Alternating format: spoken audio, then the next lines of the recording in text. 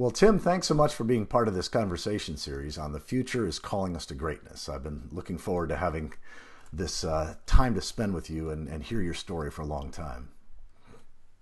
Well, thanks for having me. So, Tim, one of the things that I mean, you are really a symbol for the kind of passionate action, the kind of nonviolent action that I think so many young people, but also some folks my age, I'm 55 and older, really see is necessary to shift the direction that this industrial society is on. And so I've been asking all my guests in this series to begin by simply introducing yourself to us, help us get who you are. But also, since your story is so fascinating, please take as much time as you'd like to just, help us all understand what you've been through these last some years and sort of where you're at now. Okay. Well, I'm Tim DeChristopher. I'm a climate activist. I got very focused on climate change around 2007 and was seeing that the climate movement at that point looked very different than all the other successful social movements in our country's history that I'd been studying. And I'd been seeing that there was a need to actually confront those in power rather than trying to appease those in power. And so by the late 2008, I was looking for opportunities to do that. And I found a good enough opportunity in a Bureau of Land Management auction that was being held at the very end of the Bush administration. And in that auction, they were auctioning off land right outside of Arches and Canyonlands National Parks to be drilled for oil and gas development. Mm-hmm. And there were a lot of objections to that auction, partly because it was such sensitive lands right next to mm-hmm. national parks. Partly because it was much bigger than previous auctions because they were just trying to get everything out the door mm-hmm. Before Bush left office, and also partly because the public had been locked out of the decision-making process mm-hmm. for this public property. So I decided I was going to go there and do what I could, and so I showed up and went to go inside, and they said, "Are you here for the auction?" And I said, "Well, yes, I am." And they said, "Are you here to be a bidder?" And I said, "Well, yes, I am." Thinking that would get me inside, and then I could see what I could do to be effective.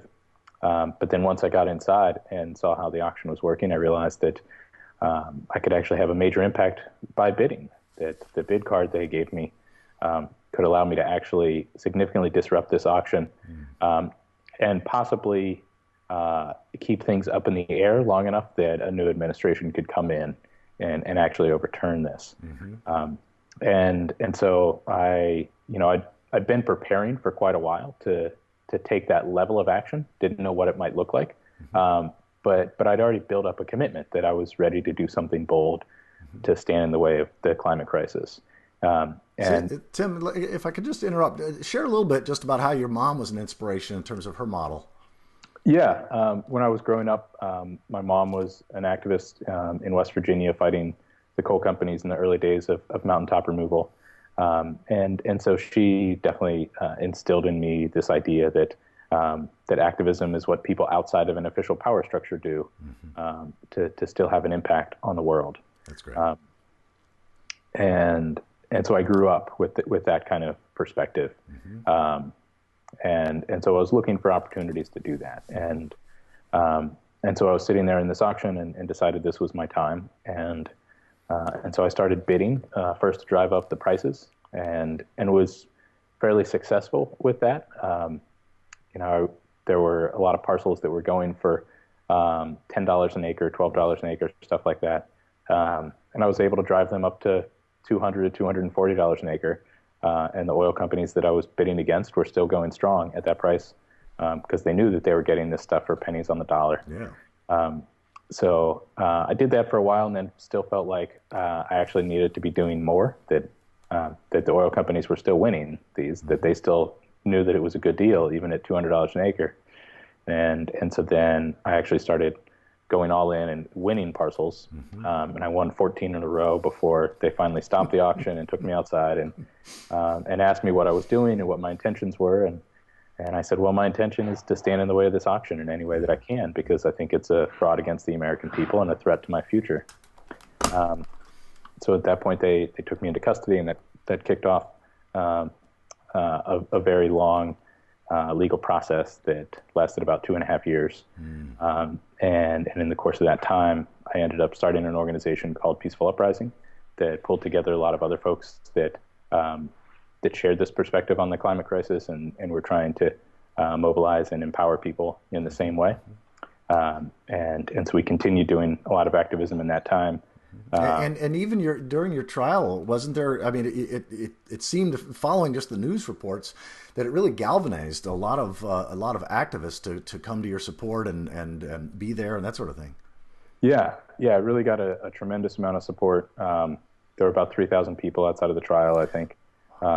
People from all over the country came, and we had some big name folks that were speaking outside of there and singing outside of there, like Daryl Hannah and Peter Yarrow from Peter, Paul and Mary, Alex Ebert from Edward Sharpe and the Magnetic Zeros, and I'd gotten a lot of support from Bill McKibben and James Hansen and folks like that, Terry Tempest Williams. So it did galvanize a lot of people. One of the things that we realized early on that actually came from something that Terry Tempest Williams wrote about this. She said the prosecution of me was all about intimidation. It was about intimidating people into being obedient. And she said the best response to intimidation is joy and resolve. And so that became sort of our motto then of what we were trying to project. And so that's why people were singing the entire time outside of the trial, because they wanted to show that joy and resolve in the face of intimidation, to show that they weren't going to back down. And I think that was largely successful. People held that space in front of the courthouse, and the atmosphere in front of the courthouse changed over the several days of the trial. On the first day, after the trial had been delayed so many times, it was very public that we were organizing around it. And so the police department had organized well ahead of time with the Department of Homeland Security and the U.S. Marshals. And so the three of them had this joint response where they really militarized the zone. They had people with assault rifles on the steps of the courthouse, and barricades all over the place. And so there was this tension on the first day, sort of looking for that confrontation. But as people continued to display that joy and resolve, singing and making it very clear what they were about, not watering down their message in any way, showing that they were very strong in their principles, but their principles were nonviolent ones. And so that became clear, and that actually shifted the context and the conflict there, and there was definitely less tension then by the end of the trial. But I was ultimately convicted of 2 felonies. Well, and I understand that your lawyers weren't even able to bring in your motives, the climate change and things like that. Is that right? Yeah, that's right. We weren't allowed to talk about climate change. We weren't allowed to talk about the laws that the government broke in holding this auction in the first place. The judge said that if we talked about the government breaking laws, that it would just confuse the jury and that they couldn't handle that. So it exposed this real disrespect for democracy and citizens. I've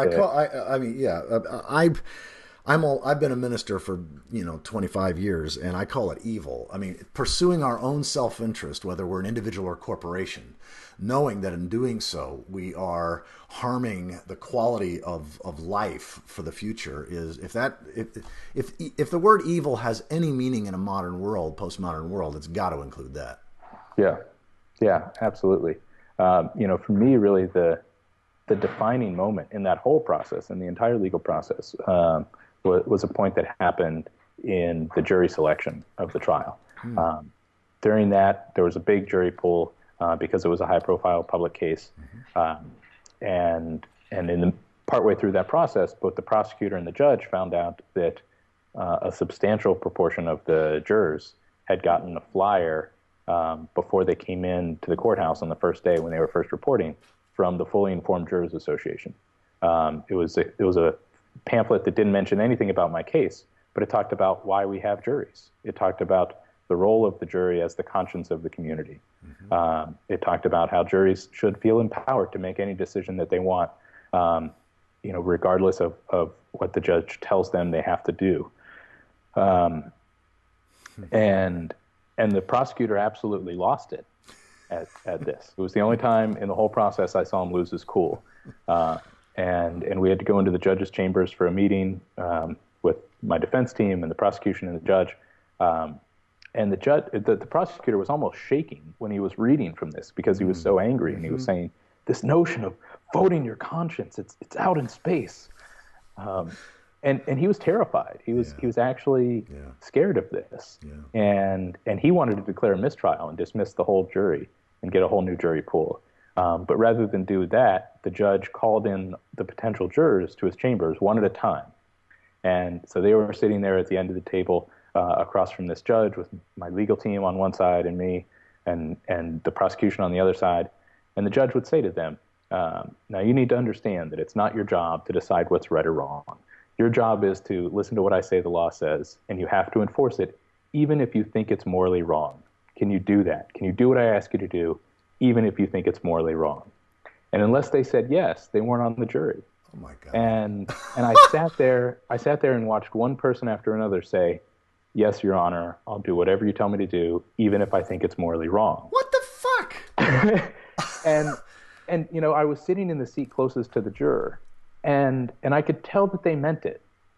And so it was this real moment of clarity for me, to watch people who, were totally out of their element. Nobody had been in that kind of situation before. And, they come into this militarized, huge courthouse through several security screenings into this ornate courtroom with the judge sitting up above him in his robes, speaking to them in very patriarchal kind of ways.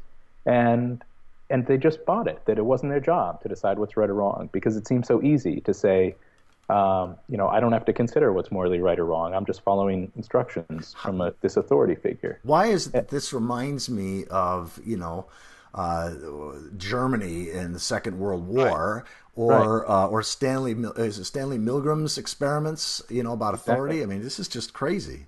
Yeah, and that's the thought that I had at the time as well. Watching those people let go of their own moral authority, it was the first time that I feel like I really understood how something like a Holocaust or a genocide could happen, where a whole society full of people are willing to sacrifice their own moral authority. And yet at the same time, I also saw the prosecutor freaking out because people had been told that they could use their conscience, that he was the U.S. attorney. He had the entire force of the United States government behind him, and yet he was terrified at the notion of citizens using their conscience. And so I saw this huge dichotomy hinging on the power of conscience, where when people let go of their conscience and abandon their own moral authority, that any atrocity was possible. But when people had faith in their own moral authority and the shared moral authority of their community, there was no power, no force that couldn't be impacted by that. Yeah. And so that was a real defining moment for me. It was one of the reasons that, probably the biggest reason that I decided to go to divinity school, was seeing that this is really fundamentally a spiritual issue about whether or not we have faith in our moral authority. And particularly looking at where we're headed with the climate crisis, if we go down that path of a lot of our civilization unraveling, with people who don't have faith in their own moral authority and think that they have to do whatever they're told, regardless of whether they think it's morally wrong, that's pretty scary. Yeah. And it's radically different than some sort of collapse in which people have faith in their moral authority to shape the kind of society that they want, according to their values and their principles. Those are two radically different outcomes from the same sort of physical result of a high degree of climate change. And so that's what pushed me down this path. So I did end up spending 2 years in prison after getting convicted of these two felonies. But immediately after that, I started at Harvard Divinity School, which is where I'm at now. Hmm. Yeah, yeah. No, I'm actually glad that you've got it right behind you. You can see that Yeah. because Connie, my wife, Connie Bartles, is a science writer, and we've been traveling all over North America for the last 12 years, speaking about science, inspiration, and sustainability. And I've spoken in to like 2,000 groups, including hundreds, probably more than 1,500 churches, and you know good, bad, great, and evil, these primary moral categories, have in all cultures been defined by how we impact others and how that ripples out to the future. If I do something that's helpful to you or to the future, I've done a good thing. If I harm others or harm the future, I've done a bad thing. If I sacrifice to be a blessing to others or the future, I've done a great thing or a heroic thing. But if I self-centeredly serve my own needs, screw others, to hell with the future, I've done an evil thing. I mean, this is not moral rocket science. We don't need 10 commandments to tell us this. And Connie and I both believe that until the religious communities really start stepping up and speaking with moral authority. I mean, I love the book Moral Ground by Kathleen Dean Moore, Right. because it brings so many moral voices from around the world in different traditions. But this is, preeminently a moral issue, arguably the greatest moral issue in human history. And I don't see us making the kinds of necessary political and economic changes in the next decade or two, which is when we have to make huge changes before totally irreversible. I mean, some things have already become irreversible, but before catastrophic irreversible change is locked in, I don't see that happening unless the religious communities become a hell of a lot more prophetic and speak on behalf of reality, whether we use secular or divine names for reality, but speak on behalf of reality and do so with unflinching authority. Hmm. So that's why I'm so glad that you're going to seminary. And I wanted to ask a question that Connie actually asked me to ask you. She said, what do you think about sort of the role of religion in, say, the coming decade or two, and what's being done in the religious communities that inspire you, if anything, and what still needs to be done, and what will you be trying to do? Well, I think there's a decent amount being done, or at least a decent amount being talked about. Just a couple of weeks ago, while the weekend of the climate march in New York City, also going on in New York City at that time at Union Theological Seminary was a conference of religious leaders from around the world there to focus on climate change. And I was a part of that conference. And people were talking about this as the prime or one of the prime moral issues of our time, and why there needs to be a religious response to it and that sort of thing. But they were talking about it in largely the same way that religious thinkers and religious leaders and even religious organizations have been talking about the ecological crisis as a moral issue since the 1970s, Exactly. when the World Council of Churches was putting out some really forward-looking statements that are still very salient today. So those statements have been happening for a while. But the thing is, we know what it looks like when religious leaders and religious organizations really act like something is a moral issue. We've got plenty of pictures of that in our history, of people acting really boldly, of churches acting really boldly. And that's still not happening Right. on climate change. Right. We've got some great academics and that sort of thing that are making great statements about religion and climate change. But we don't have the really prophetic leaders like the Southern Christian Leadership Council or the Berrigan brothers, or all those great examples that we have in history. Yeah. We're still not getting that kind of leadership, Yeah. which is what I think we need. Yeah, I completely agree. In the mid-90s, I was the religious organizer for the National Environmental Trust based in Washington, D.C. I worked with Phil Clapp, who died a few years ago, major, massively effective environmental lobbyist. And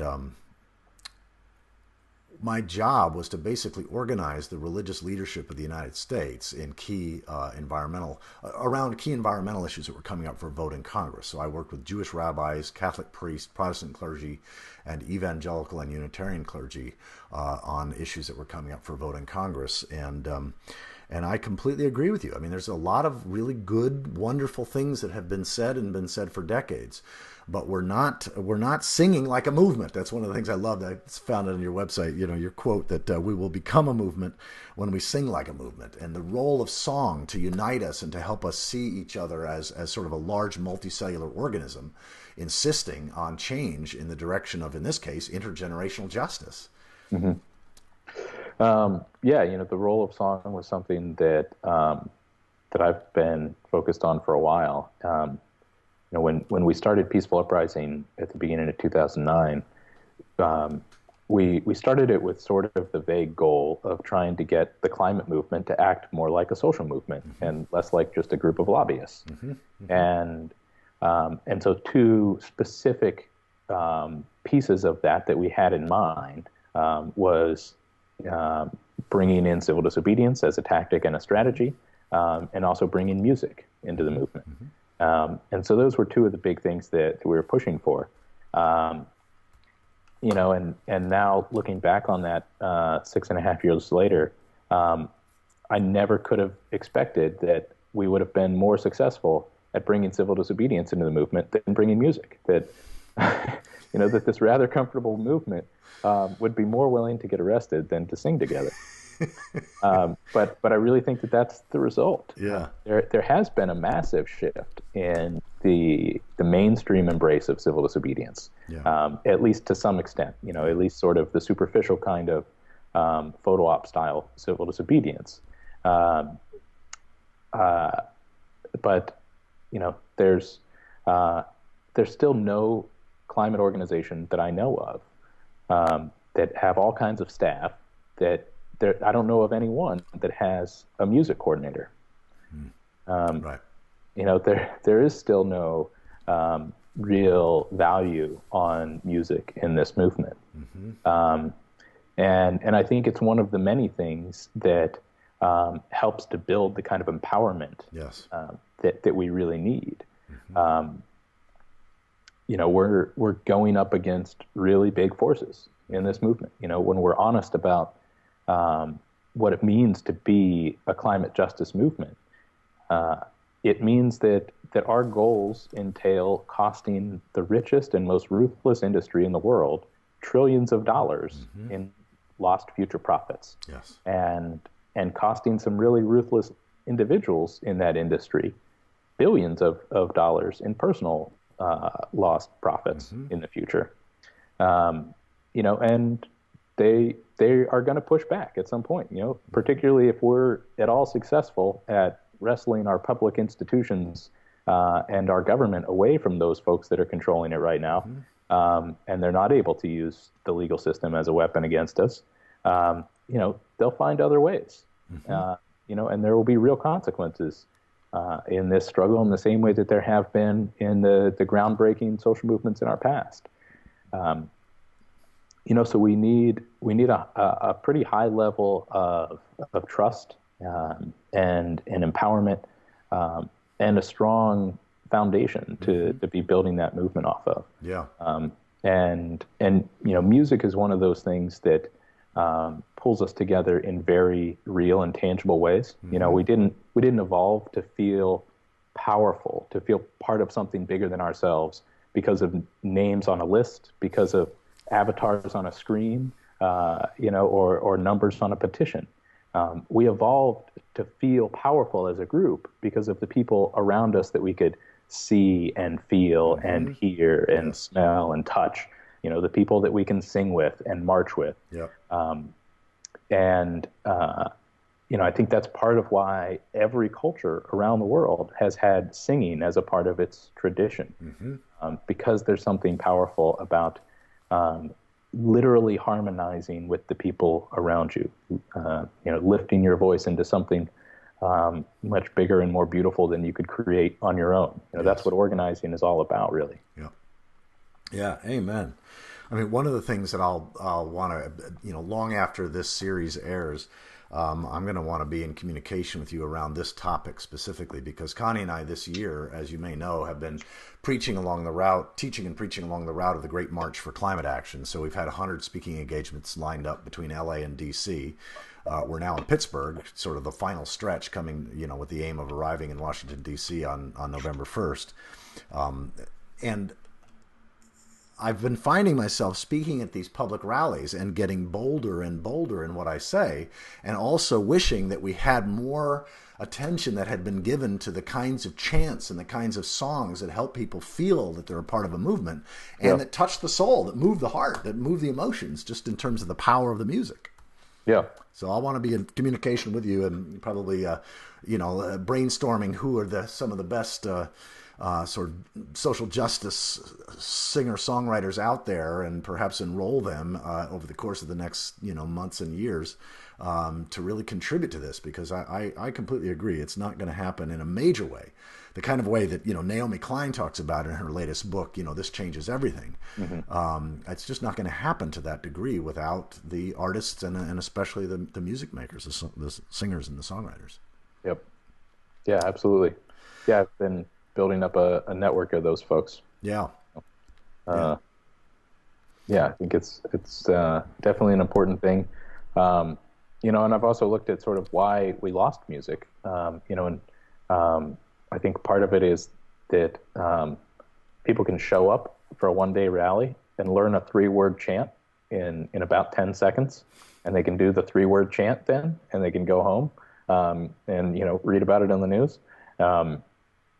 But to be able to sing together in public, it takes practice. You've got to get together ahead of time. Yeah. You've got to spend time together, and that's part of where the empowerment is that's going to get you through the tougher stuff as well. Yeah, no, I completely agree. Well, Tim, help us get a better feel. I mean, you've already shared some, but Peaceful Uprising. I mean, I consider Peaceful Uprising and 350.org and, the Deep Green Resistance folks, those of you who are really pushing the edge, both, in terms of the prophetic call to put your bodies on the line, to put your voices on the line, to do more than just talk and sign petitions and click things on a website.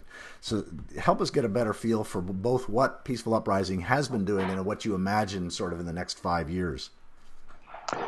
Well, we sort of started Peaceful Uprising as an experimental group, and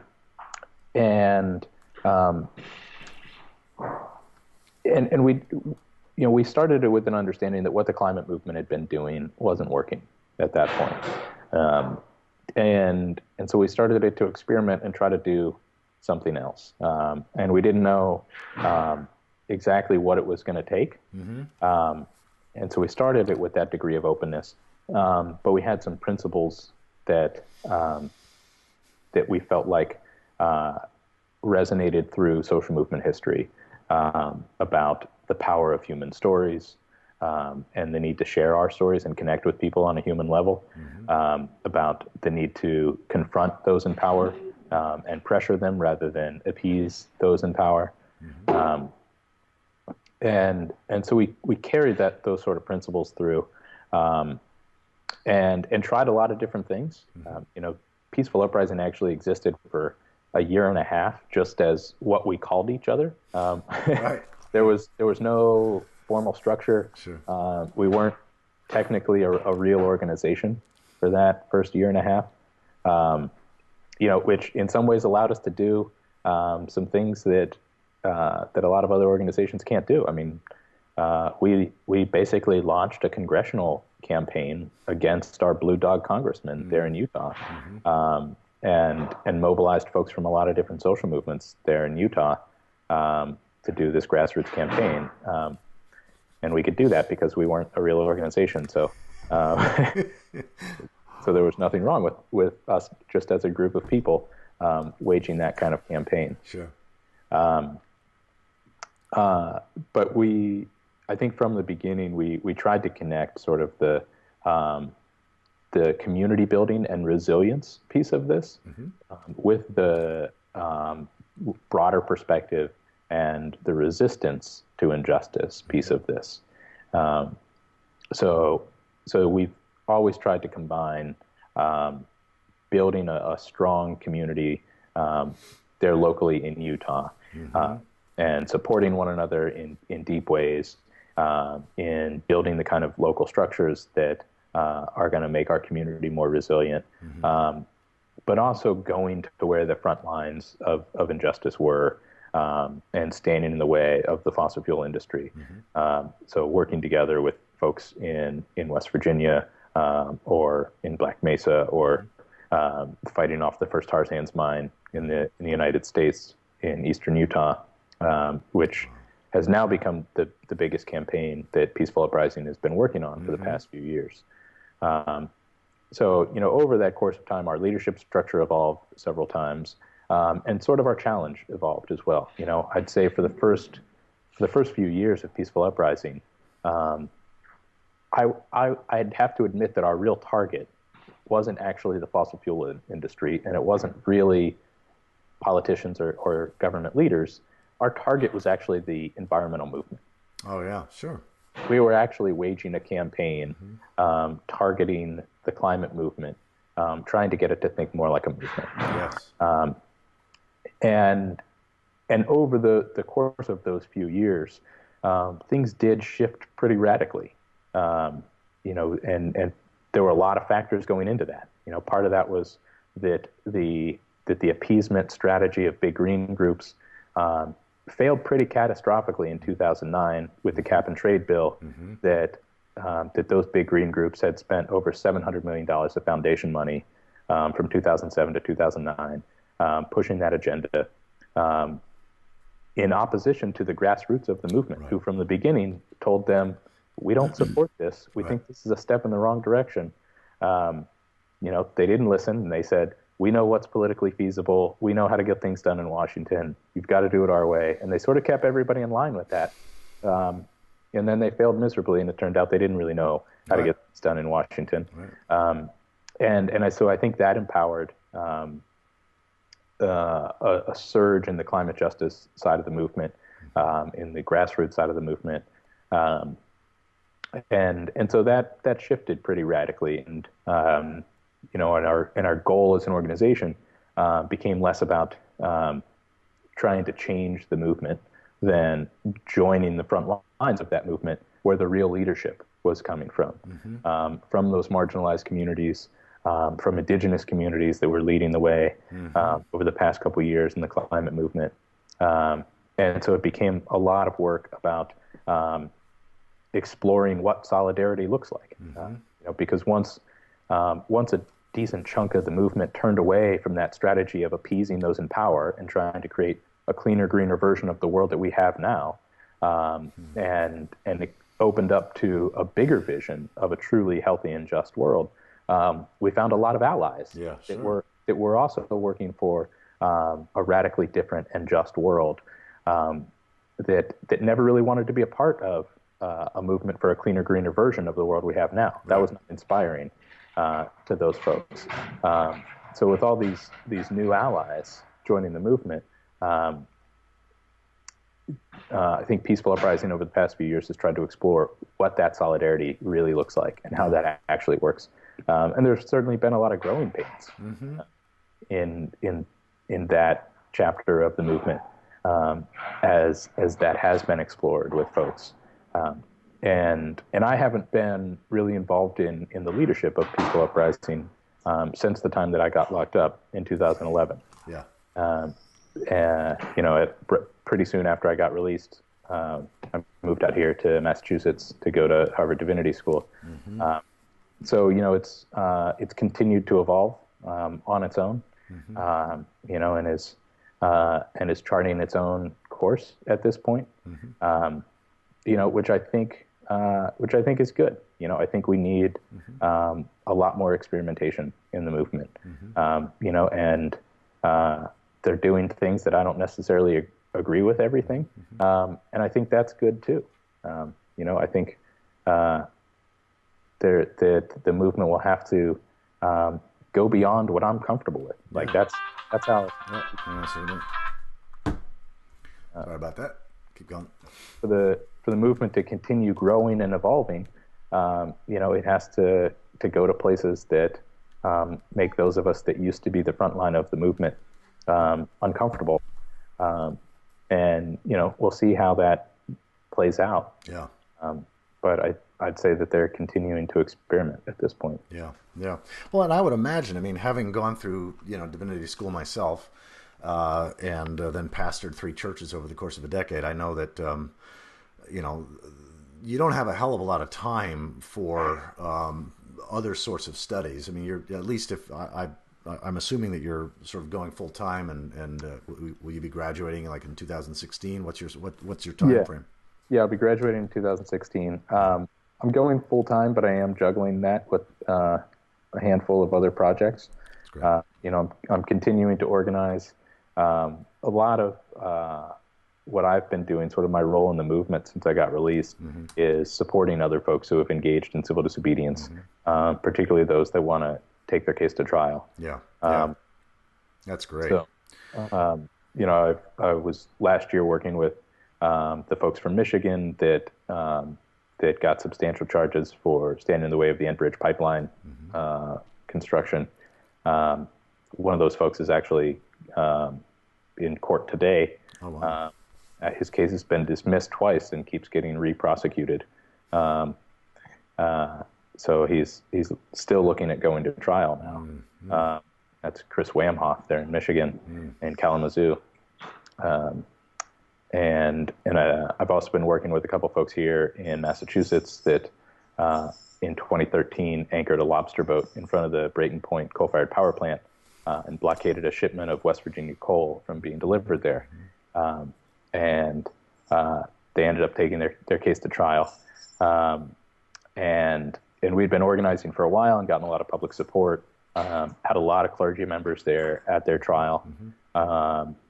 And as we had sort of this big presence in the courtroom, that sort of thing, the morning of their trial, the DA sort of just started taking over the prosecution, and pulled everybody aside and made it clear that he was dropping all the criminal charges and just reducing it to a civil infraction. And so then that got cleared up in the courtroom and everything was dropped. And then we went outside, where we had a big gathering of supporters. We had media. And then this DA comes out and says that he's dropping the charges out of concern for all the children that would be impacted by climate change. And I mean, blew my mind. It was pretty amazing. And then he gave this speech about how there's been a serious failure of political leadership on climate change. Wow. That necessitates this kind of action. I mean, it was really incredible. He actually held up Bill McKibben's article from Rolling Stone and said, "I'll be marching in 2 weeks in New York," and he was. And he's continued to do interviews talking about this ever since. He's done speaking gigs with Ken and Jay, the 2 activists that were on the lobster boat. And took a really bold stand on climate change. And he's now, sort of one of the most aggressive politicians in the country all of a sudden on climate change. And, I think he was pushed into that by this act of civil disobedience that was done in a very bold and uncompromising sort of way, but also in an open enough way that invited this guy in. Invited a potential adversary to be an ally. Yes, exactly. And so I'm now working with those folks on launching a climate disobedience center that's a support and resource center for folks that do engage in civil disobedience. We're also looking to pull off some of our own actions. So I'm working on that. I'm also working with Unitarian Universalists nationally. My field ed for divinity school this year is working with the UU College of Social Justice that is doing a joint project with the UUA and the UU Service Committee called Commit to Respond. That is a climate justice initiative that they're launching in 2015. where for a month all those organizations are going to focus just on climate change. Yeah. And that month is a time where they're asking individuals and congregations to make commitments of what they're going to be doing over the next 2 years. So it's meant to kick off 2 years of climate activism. Yeah. And it's centered around sort of the three pillars, or what I'm calling the three legs of the stool, because you need all three of them in order to have a balanced movement, of growing the movement, growing the capacity for change, advancing human rights for marginalized communities and impacted communities, and shifting emissions, and reducing carbon emissions, and moving more towards renewable energy. And there's been a decent amount of climate activism within Unitarian Universalism, particularly in recent years, but a lot of that is focused just on that, reducing emissions, on sort of the green consumerism side of things.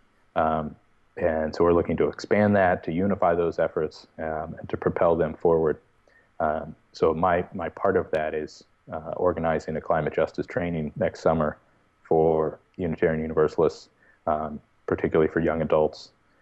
That'll be an intensive training that not only trains them in sort of the basics of climate justice organizing, but also really grounds them in UU theology and philosophy around climate change, around dealing with grief, which I think is something that's really been underexplored in the climate movement, and ignored to our own peril. Yeah, exactly. I mean, Joanna Macy's one of my dearest friends and mentors, sort of in that older sister way. She's, the importance of being in touch with your despair, your grief, your anguish.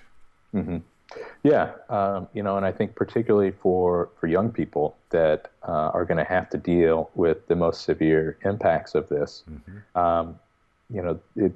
they're going to have to prepare themselves for that, emotionally and spiritually, and have a real solid foundation on which they're standing to fight this struggle. Yes, yeah, amen. Well, I mean, please see Connie and I as allies in this, because we've, as I mentioned in an email I sent you, we've spoken in more Unitarian Universalist churches than anybody ever. We've literally spoken to about half the denomination of the probably 1,500 churches that we've spoken in. 500 of them are Unitarian Universalists, which is almost half the denomination.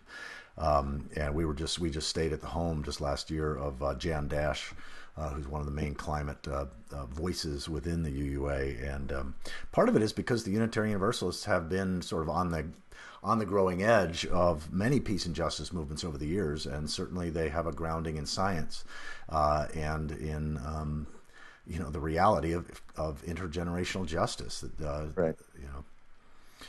Well, this is awesome. I want to ask you one sort of like off the wall question that Connie has invited me to ask all my guests, and it's generated some really interesting response. And that is, if you had the opportunity, Tim, of having a conversation like at a dinner party with any three people in human history, so three people and you, or one-on-one, you take a hike or a glass of beer or wine or whatever, or a meal with any three people in history, who would those three people be, and why would you choose them?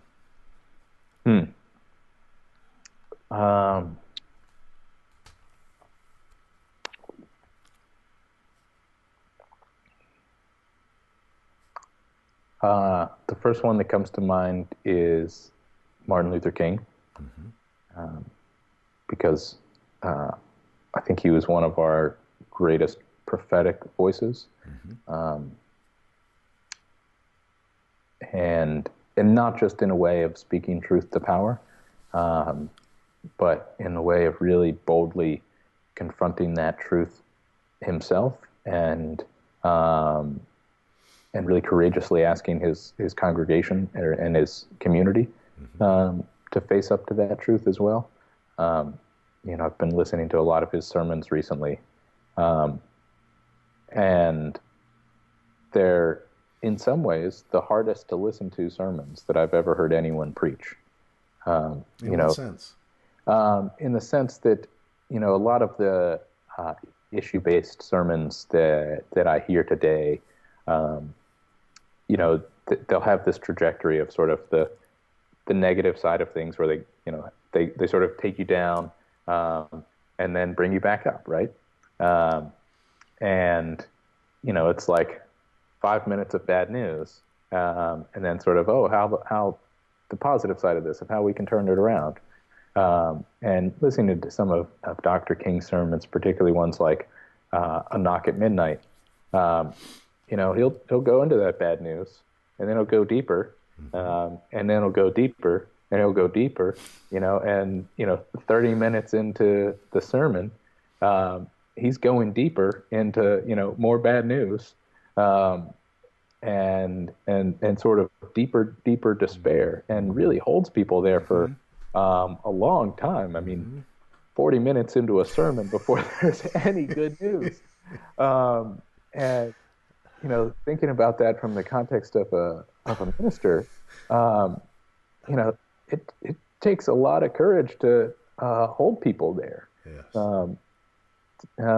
To say, sorry, we got to sit with this, like to have the courage that anybody's going to come back the next week. So I think I would love to talk to him about, how you have that kind of courage, not just speaking truth to power, but to your own community. Yes, exactly. And to make your own community that uncomfortable, I guess. Okay. He would be at the top of my list. Boy, I got two more, huh? Yeah, and I know that tomorrow morning you'll wake up and you'll think, oh, Yeah.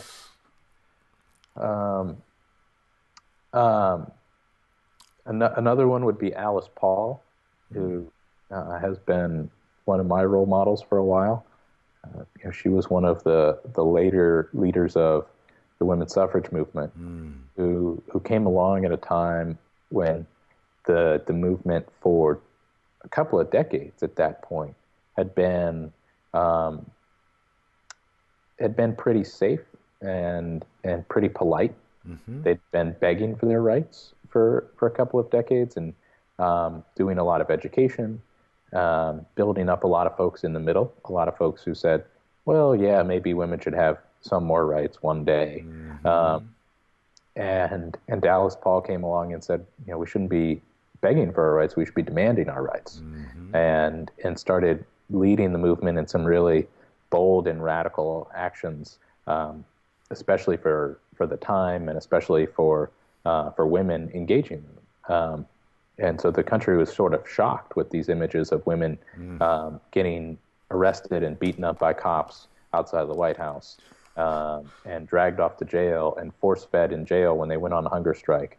And it was pretty shocking for the nation. And I think the impact of that was that there wasn't this comfortable middle ground anymore, where people could say, yeah, one day.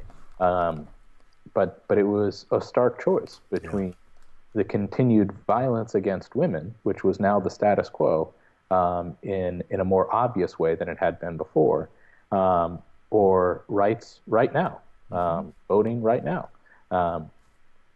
And she forced the country into a choice, and they came down on the side of suffrage, and they won a constitutional amendment in a very short amount of time. Wow! From a point where people thought, there was no way they would do it within the next 10, 20 years. And I think that was in some ways a gamble, but one that I think has a lot of parallels to where we're at now, where the environmental movement has been polite for a while and has done a lot of decent education and has built up a lot of mass in the middle of people who say, yeah, we should have clean air and clean water, and yeah, we should move away from fossil fuels one day. But by and large, the country still hasn't been forced into a choice between a radical shift away from fossil fuels and the continued violence against the young, which is Yes. what climate change really is. Yes. It's No, I just like done that. Violence in a against the subtle young. way. Um, and I think part of the role of civil disobedience is that it dramatizes subtle violence. Yes. Um, when people, I think at a certain point when they looked at segregation, a lot of comfortable white people said, "Oh, it's just different water fountains. What's the big deal? It's not like it's actual violence against people." But then when they were confronted with images of people being beaten up at lunch counters, it dramatized the issue Right. for them and showed that violence was real, Yes. that it was always implicit in the system. So I think we're in a position now where we've got enough moderate support that if we push them into making that choice, Yeah. I do think a lot of the country would come down on the side of climate justice. Well, I want to be in on that dinner or hike or whatever because Yeah, I'd like to pick her brain too. yeah. Um, and and I'd say the third would be Wangari Maathai. Um, I know quite a few folks that knew her personally, and were deeply impacted by her and deeply inspired by her. Um, and I think she did something pretty amazing in her movement as well of of taking people that had no reason to feel powerful, a huge community of people that were disempowered in a lot of ways, um, and found a way to empower them and get them to do really bold things. Yeah. Yeah. Uh, uh, and led really a holistic movement. Um, you know, a movement that wasn't sort of an isolated environmental movement, and created community that really helped people in holistic ways, and fought at that intersectionality of oppression, which a lot of folks talk about, but not many folks, I think, put it into practice as well as people like Wangari Maathai did.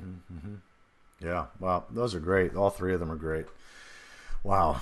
Well, Tim, this has absolutely been fabulous. I guess I have one last question, which is who do you feel are your closest colleagues? Like, who nourishes you? Where do you draw inspiration from people either inside or outside this movement? Like, what sustains you? What wakes you up on a day by day, week by week basis to do the work you do? And sort of who are your closest colleagues or sources of inspiration?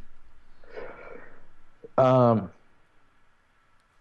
in some ways, that's tougher for me than the historical question. Um, Terry Tempest Williams is somebody that has become a very close friend for me, and a really powerful inspiration. Um, um, uh, there were a handful of folks in Peaceful Uprising that served as that for me for a long time, and still do, but we're all sort of scattered around the country now. Folks like Ashley Anderson and Dylan Schneider and Lauren Wood. Um, they still provide that for me when I can be around them, but that's not as often as it used to be. Sure. Um, uh, and I continually meet those folks when I travel around the country. And Jay O'Hara, one of the guys that was on the lobster boat, is somebody that I connect with a lot. He's a Quaker that has a real strong spiritual foundation for the work that he does, and has that deep understanding of where this work is grounded. Yeah. And also a respect for how scary this work is. Yes. I think. I think one of the ways that I often feel alienated from a lot of the climate movement is that a lot of folks aren't willing to admit that we are fighting against some really big evil here. That we are fighting against really big, powerful forces that at some point are going to start playing dirty, and we're fighting against those forces in a way that We're trying to recognize the intersectionality of a lot of other forms of oppression and injustice as well. Which means that when we're serious about what we're doing with climate change, with climate justice, it means that we're choosing to tangle and put ourselves in the path of that really big evil. Yes. And to me, it's discouraging when I see people deny that and pretend like, oh, this is going to be easy and it's going to be convenient, and we'll just try to make it positive and optimistic for folks. I actually find that kind of despairing. Yeah. Because underlying that is the perspective that we're not strong enough to handle the real truth of this, and that in order to be hopeful, we have to avoid part of the truth. And I find it much more encouraging when folks can base their hope off of our ability to tackle hard truths together, and to recognize just how big of a task we're actually fighting here. And so I tend to connect and get my replenishment and inspiration from the other folks that are willing to engage honestly with just how big of a struggle this really is. Yeah. Well, you probably got more than enough to read just given your course load, I'm sure. But two books that if you haven't already read them, I cannot recommend too highly. I just think that they're two of the best books on exactly this topic. One of them, I'm actually only a few chapters into it, but I'm loving it so far, Deep Green Resistance. But the other one is Naomi Klein's brand new book, This Changes Everything. I just finished listening to it on audio. It has a fabulous reader. Whoever the woman is that reads it is just incredible. But about 50 times in the course of the book, this is what the cover looks like here. Yeah. About 50 times in the course of this book, I thought to myself, oh my gosh, I want to quote her. And so I had to buy the hardcover so I can listen to it again and read it and mark it up. But it's exactly on this topic here. Yeah. I haven't read Naomi's book yet, but she'll be here in town actually speaking at my local UU church in Cambridge this Thursday. Oh, that's great. That's great. So that one's if you get it, I've been she's so booked this fall. I so wanted to have her, and I still want to have her as part of the series, but I don't have her direct email address, and I don't have access. So if this has been a positive experience, or if you want to recommend that she respond, I'd love to have her as part of this, because I think she's just one of the crucial voices on this topic at this point. And this book is unflinching. This book is phenomenal. I think you're just going to love it. Yeah. Well, Tim, this is fabulous. And I have read Deep Green Resistance. I read that when I was in prison, actually. Yeah. And found that I think I'm coming from a very drastically different philosophical perspective. Yeah, no, I agree. I'm coming from a nonviolent perspective myself, and I think that ultimately those who take the more radical edge are risk potentially actually causing the entrenchment to be worse. I mean, one of the things that we've seen. Well, I would challenge, though, that the assumption that violence is more radical than nonviolence. I don't believe that that's true. I think that the climate crisis is serious enough that we should be doing the most radical and strongest thing that we can possibly do, which I very deeply believe is nonviolence. That's great. I think that if the folks embracing the tactics of violence got more serious and got more committed, they would end up with nonviolence.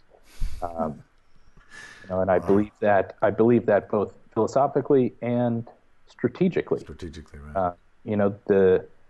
When we look at who our opponent is in this, it's our government and the corporations that control it. Right.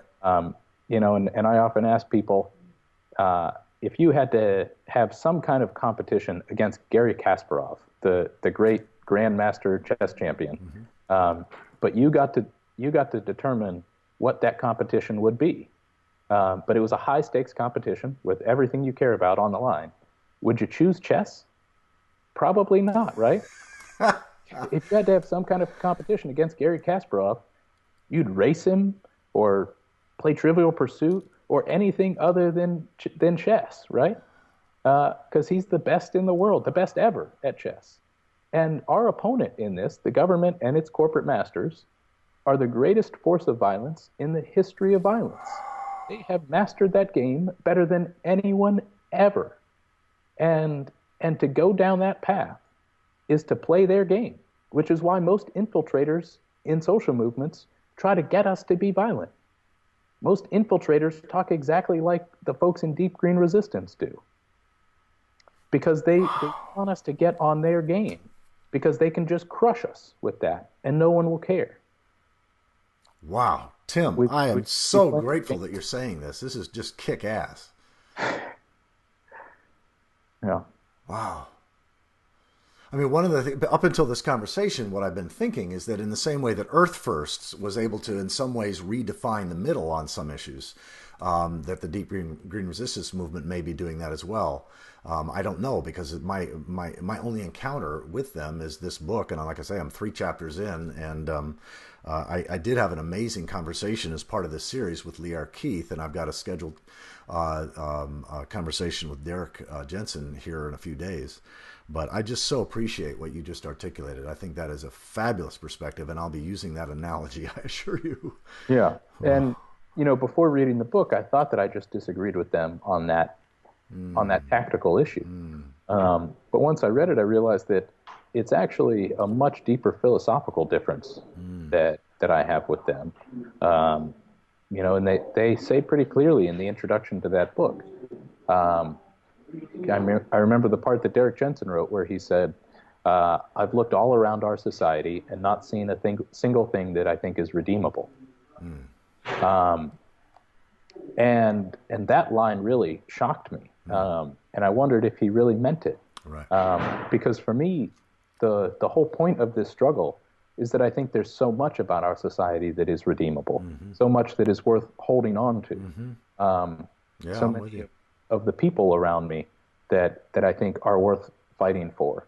So much of the beauty in our world that I think is worth fighting for. So much of our culture and our music and our art is worth holding on to, and not just letting it go. Yeah. And when I heard him say that he didn't see anything that is redeemable, one of my first thoughts was that, does he not see himself as part of society, or does he not think that he's redeemable? Yeah, I don't remember that line. The passage that I remember where he said, sort of, whenever this stops, whether through ecological collapse or economic collapse or the efforts of brave men and women, he's got this litany. They're not going to care about this. They're not going to care about that. They're not going to care about this. What ultimately they're going to care about is whether they have, a livable planet and clean air and water to drink and that sort of thing. That's the piece that stuck with me. So I'd have to go back and see. I mean, I suspect you're probably right. He wrote that. I mean, if you're saying so, but I just don't. That didn't jump out at me in the way that other passage did. Well, I agree with you both on the strategic and the tactical, as well as the philosophical approach. I mean, I've been a sort of the form of Christianity I felt most aligned with for decades was Anabaptism, and Ron Sider was one of my mentors back when I went to seminary at Palmer Theological Seminary. It's now called Palmer. In fact, I finished up at Andover Newton in Boston, and so the sort of the nonviolent approach has been one that has been a deep part of my own soul and my own approach. Which is why I appreciate what you're doing, and also Jim Hansen and Bill McKibben, 350.org, and others as well. Well, Tim, if people want to go more deeply, I mean, I just am so blessed by this conversation, and I'm sure everyone else will be as they watch this. If if people wanted to go more deeply into these your work and these ideas, what would be the 1 or 2 places that you'd send them? I mean, with some of my efforts right now, there is a new website that we've just launched for the Commit to Respond initiative that is just being populated right now, that I think is committorespond.org, Okay. the number 2. Commit to respond. Okay, great. Yeah.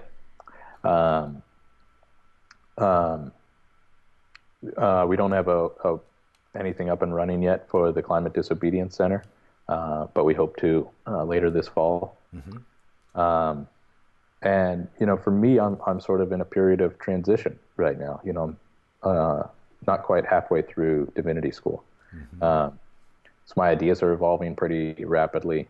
My analysis is continually shifting and hopefully getting deeper. So I'm not really producing a lot on my own, at least not in any sort of permanent form. So I'm just trying to engage with a lot of communities and doing a decent bit of speaking and that sort of thing, where my ideas can continue to evolve in conversation. I don't have anything out there on my own at this point. Cool. Well, the Peaceful Uprising website I found useful. Yeah. I haven't, like I said, I haven't had any real involvement with them for quite a while. Well, one of the things that I just want to sort of conclude on this note, because you quoted, or at least in the article there, Edward Abbey saying, "Sentiment without action is the ruin of the soul." And then you also offered, even beyond that, principled action is the salvation of the soul. And just yesterday, I preached at a First Unitarian Church in Pittsburgh.